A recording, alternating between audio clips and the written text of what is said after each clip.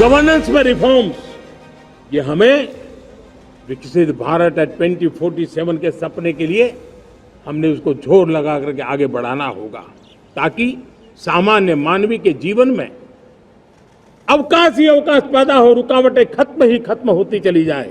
विकासशील से विकसित राष्ट्र बनने की दिशा में तेजी से आगे बढ़ते भारत में ई गवर्नेंस की भूमिका अत्यंत महत्वपूर्ण है। मिनिमम गवर्नमेंट मैक्सिमम गवर्नेंस की परिकल्पना को साकार करने में ई गवर्नेंस एक सशक्त माध्यम के रूप में उभरा है। इसके माध्यम से न केवल प्रशासनिक दक्षता में तीव्र वृद्धि हुई है, बल्कि सेवा वितरण के नए नए उपायों से आम लोगों को सशक्त बनाने में भी महत्वपूर्ण प्रगति हो रही है। इनोवेटिव प्रयासों द्वारा नागरिकों के हित से संबंधित विषयों पर ई गवर्नेंस के क्षेत्र में उल्लेखनीय योगदान करने वाले केंद्र और राज्य सरकार के मंत्रालय एवं विभाग, शैक्षणिक संस्थान, स्टार्टअप जैसे प्रतिष्ठानों को सम्मानित करने के लिए प्रशासनिक सुधार व लोक शिकायत विभाग तथा इलेक्ट्रॉनिक एवं सूचना प्रौद्योगिकी मंत्रालय द्वारा प्रत्येक वर्ष राष्ट्रीय ई गवर्नेंस सम्मेलन आयोजित किया जाता है। इस वर्ष ई गवर्नेंस पर 27वां राष्ट्रीय सम्मेलन मुंबई, महाराष्ट्र में आयोजित किया जा रहा है। सम्मेलन का विषय है विकसित Bharat, secure and sustainable E service delivery. यह विषय भारत के ई गवर्नेंस के तहत लिए जा रहे इनिशिएटिव्स द्वारा रॉबस्ट और सस्टेनेबल सेवा प्रणाली विकसित करने के महत्व को रेखांकित करता है।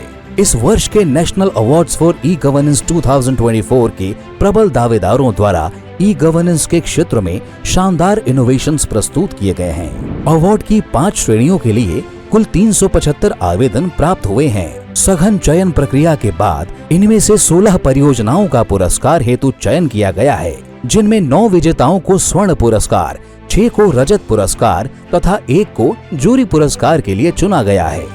National awards for e governance 2024 अग्रणी डिजिटल पहलों को सम्मानित करके राष्ट्र निर्माण में ई गवर्नेंस के योगदान को साल दर साल प्रोत्साहित कर रहा है। चाहे वह एआई सक्षम प्रणालियां विकसित की गई हों, जो अधिकारियों को अनेक कल्याणकारी कार्यक्रमों और राज्य वित्त पोषित योजनाओं के फेसलेस मूल्यांकन की सुविधा प्रदान करती है, या फेशियल रिकॉग्निशन टेक्नोलॉजी द्वारा शिक्षा के क्षेत्र में क्रांतिकारी सुधार, या सिलिकोसिस पेशेंट्स को शीघ्रता से सर्टिफिकेट प्रदान करने की प्रणाली, या स्मार्ट सिटी की आकांक्षाओं के अनुरूप ट्रैफिक कंट्रोल सिस्टम हो।